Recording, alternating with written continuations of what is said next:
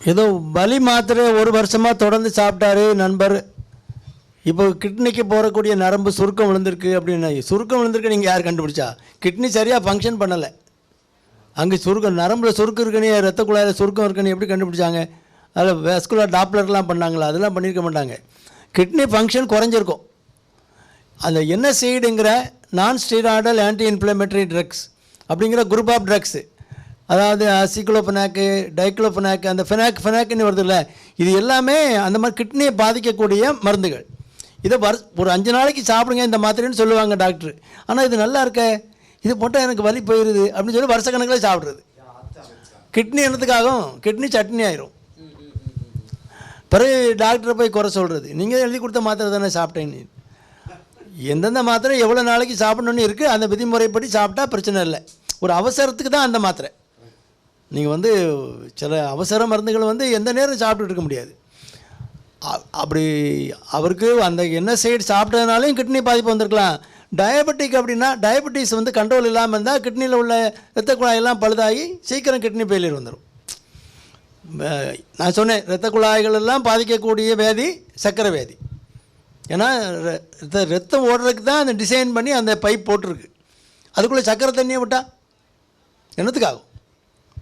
நீங்கள் ஒரு பைப்புனா அதுக்குரிய நடைமுறைப்படி தான் நீங்கள் நடந்துக்கணும். இதில் தண்ணி போகலாம் அப்படின்னு ஒரு பைப்புக்குள்ளே கண்ட கழுதையெல்லாம் விட்டால் சர்க்கரை அளவு 300 400 வச்சுக்கிட்டே இருந்தால் சீக்கிரம் கட்டு போகும். அதுவும் அங்கே போகிற அந்த குளாமர்லெஸ்ங்கிற அந்த ஃபில்டர் இருக்கு இல்லையா, இங்கேருந்து ஒரு சின்ன இரத்த குழாய் போய் சுற்றி வரும். அதை அங்கேருந்து ஃபில்டர் பண்ணும். அதை மீதி உள்ள அந்த கழிவுகள்லாம் கழிஞ்சு போயிடும்.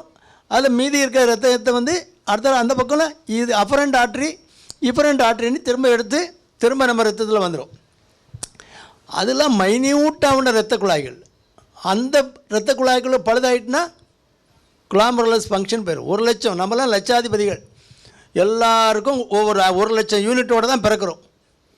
ஆனால் நாட்கள் போக போக இன்ஃபெக்ஷன் ஆனாலும் சரி, கிருமி தொட்டு ஆனாலும் சரி, சர்க்கரை நோயிலையும் அந்த ஃபங்க்ஷன் யூனிட் குறைஞ்சிக்கிட்டே வரும்போது உப்பு சத்து கூடிடும். அதனால் இது அதனால இருக்கலாம். எது? அந்த மாத்திரையினாலே இருக்கலாம், சர்க்கரை நோயினாலே இருக்கலாம். சர்க்கரை கட்டுப்பாடு இல்லாத சர்க்கரையிலையும் சீக்கிரம் கிட்னி கெட்டு போகும்.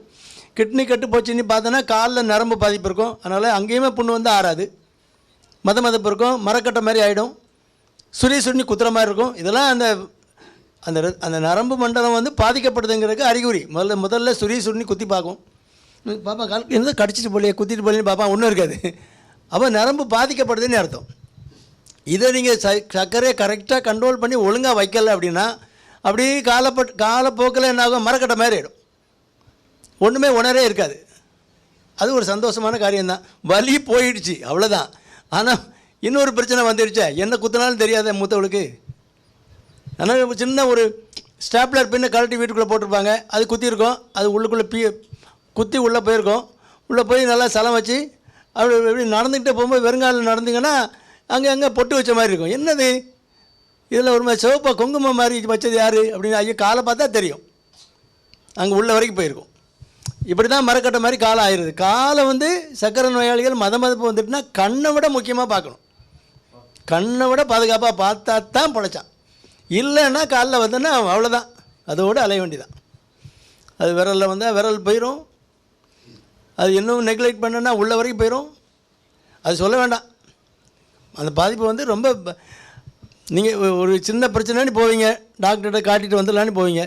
இது அட்மிஷன் போடணும், ஒரு 4 நாளைக்கு மருந்து நரம்பில் போடணும் பாரு, சரி எவ்வளோ செலவாகும், ஒரு 10,000 ரூபா ஆகுமா அப்படின்னு ஒரு கணக்கு பண்ணிவிட்டு வச்சுப்பீங்க.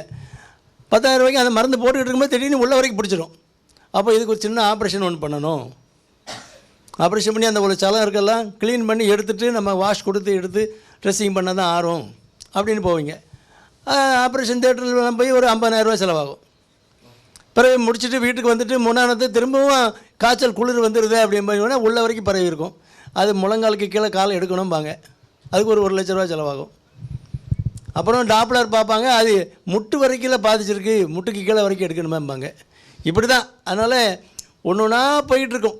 என்ன செலவாகும்னு சொல்லவே முடியாது. சின்ன முள் குத்திருச்சுன்னு போச்சு, டாக்டர் தானே நோண்டி விட்டார், அப்படி தான் சொல்லுவான். டாக்டர் நோண்டி தான் பெருசாகிக்கிட்டார். அது விட்டு ஒரு மருந்து கட்டியிருந்தால் ஆறி இருக்கும். அந்த ஆள் போய் நோண்டி அதை எடுத்து வம்பாக்கி காலே போச்சு. அப்படி தான் சொல்லுவான். அவன் சக்கரை கட்டுப்பாடு இல்லாமல் இருந்தது எந்த பேருக்கு தெரியும்? மூல காரணம் சக்கரை கட்டுப்பாடு இல்லைன்னா மருந்து என்ன மருந்து போட்டாலும் கேட்காது. அது பாட்டில் அது கிருமிகள்லாம் கொண்டாட்டமாக தான் இருக்கும். ஏன்னா சர்க்கரை இருக்குல்ல அதுக்கு. அதனால் சர்க்கரை கட்டுப்பாடு இல்லாதனால தான் இவருக்கு அந்த கிட்னி ப்ராப்ளம் வந்திருக்கணும். அதோடு சேர்ந்து இந்த வலி மாத்திரையும் சேர்த்துக்கிட்டோன்னா ஒருத்தையும் அடிக்க வரான்னா நீங்கள் இப்படி தட்டுத்துக்கலாம். இங்கே ஒருத்தையும் அங்கே ஒருத்தையும் அடித்தானா எங்கே தாங்க குனிஞ்சிக்க வேண்டி தான் அடிக்கணும் அடிச்சுட்டு போட்டு அப்படி தான் மாட்டிக்கிறது. அதனால் ரெண்டுமே மோசம். சர்க்கரை கட்டுப்பாடு இல்லாதவருக்கும் மோசம், கிட்னியை பாதிக்கும். இந்த ரெண்டு தான் முக்கியமானது. ரெண்டுமே கிட்னியை பாதிக்கிறது. சர்க்கரை கட்டுப்பாடு இல்லாமல் இருக்குது. வலி மாத்திரைகள் சும்மா பரிந்துரை இல்லாமல் போடுறது. சில வலி மாத்திரைகள் ப்ரூவ் பண்ண மருந்துகள் அது கொஞ்சம் வலி கொஞ்சம் குறையாக கேட்கும், அவ்வளோதானே. வலி வந்து அவ்வளோ போயிடணுமா, கம்ப்ளீட்டாக போயிடணுமா அப்படின்னா போயிடணும். கம்ப்ளீட்டாக வலி போகணுன்னா போயிட வேண்டியதான். கொஞ்சம் இருக்க தான் செய்யும். பழைய வண்டின்னா கொஞ்சம் ஓட்ட வண்டின்னா கொஞ்சம் ரிப்பேர் பண்ணி கடான்னு தான் ஓடும். எனக்கு முட்டு வலி இன்னும் கம்ப்ளீட்டாக போகலையேன்னு கொஞ்சம் இருக்குதே. கொஞ்சம் போல் இருக்குது, இன்னும் நடக்கிறல்லப்பா, சந்தோஷப்பட்டுக்க வேண்டியதானே. எனக்கு கொஞ்சம் இருக்குதே, அதுவும் போயிடணுன்னா எங்கே போகிறது? அதெல்லாம் போகாது. தேய்மானத்தினால் வர்ற வலியெல்லாம் கொஞ்சம் இருக்க தான் செய்யும். சந்தோஷமாக ஏற்றுக்கணும். கொஞ்சம் நம்ம நடைமுறைகளெல்லாம் கொஞ்சம் மாற்றிக்கணும். அப்படி கொண்டு போகணும்.